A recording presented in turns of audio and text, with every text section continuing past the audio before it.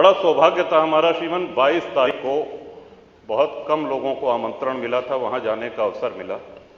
इतना सुव्यवस्थित कार्यक्रम। माननीय मुख्यमंत्री जी, जब माननीय प्रधानमंत्री जी जा चुके थे और सब अतिथि जा चुके थे, तब घूमते रहे, एक एक व्यक्ति से मिलते रहे और वो बड़ा भावनाओं का अतिरेक था।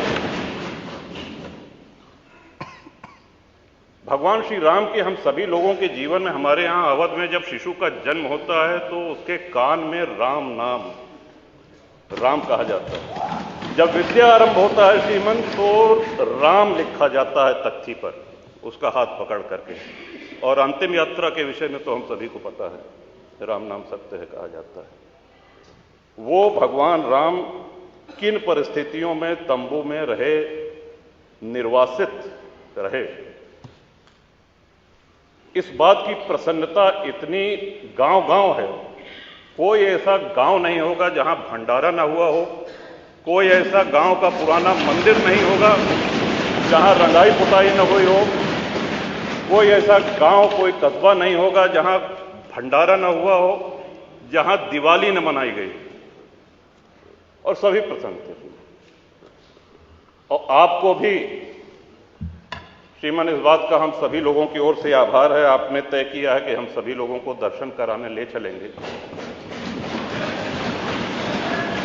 कुछ विधायक अभी चर्चा कर रहे थे कि हम लोग जाएंगे कि नहीं जाएंगे। इस पे चर्चा मेरे विचार से आपके नेतृत्व में, और आप दल से बहुत ऊपर हैं, आपको हम सभी लोगों ने अपना विश्वास व्यक्त किया है, चाहे वो सत्ता पक्ष हो चाहे प्रतिपक्ष है। तो ये यात्रा आपके नेतृत्व में हो रही, तो मेरा सुझाव है कि सभी साथियों को, सभी विधायकों को खुशी खुशी चलना चाहिए।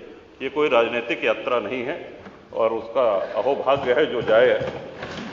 आपके माध्यम से श्रीमान एक और निवेदन करना चाहते हैं। श्री राम मंदिर निर्माण में कितनी भावनाएं जुड़ी हुई हैं, इसका अंदाजा इस बात से भी लगाया जा सकता है कि अयोध्या और उसके आसपास के सूर्यवंशी क्षत्रियों ने पिछले 500 वर्ष से साफा नहीं बांधा, पगड़ी नहीं बांधी, छाता नहीं लगाया। विवाह में दूल्हे को साफा बांधा जाता है, पगड़ी बांधी जाती। उनका वो प्रण प्रतिज्ञा आज पूरी हुई है। कितने लोगों की इच्छा,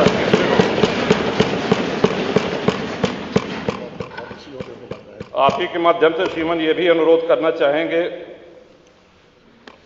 माननीय मुख्यमंत्री जी का भाषण, माननीय प्रधानमंत्री जी का भाषण सुनने का अवसर मिला। वहां पे भगवान राम की इस जय यात्रा में जितने सहयोगी थे, जितने उनके भक्त थे, सभी को स्थान दिया गया है। जटायु जी की प्रतिमा है, निषाद राज जी की प्रतिमा है, वहां बनेगी निर्माणा की माता शबरी की प्रतिमा है। लेकिन हमारे जैसे अज्ञानी लोग जो संस्कृत नहीं जानते हैं, अगर प्रभु राम की महिमा से परिचित हुए हैं, तो पूरा श्रेय गोस्वामी तुलसीदास जी को जाता है। मैं आपके माध्यम से श्रीमान अनुरोध करूंगा कि गोस्वामी तुलसीदास जी की एक प्रतिमा, और उन्हीं कलाकार के द्वारा, श्री अरुण योगीराज जिन्होंने रामलला सरकार का विग्रह बनाया है, उन्हीं के द्वारा निर्माण करके माननीय मुख्यमंत्री जी अगर वो करें तो हम सब लोगों के लिए ये बहुत ही प्रसन्नता की बात होगी कि तुलसी बाबा की वहाँ पे मूर्ति लगे।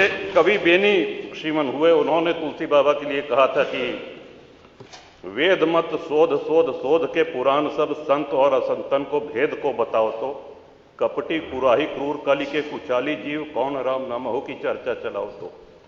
कहे कवि बेनी मानो मानो हो प्रकृति, पाहन हिये में कौन प्रेम उपजाओ तो, और भारी भव सागर उतार तो कौन पार, जो पे रामायण तुलसी न गाओ तो।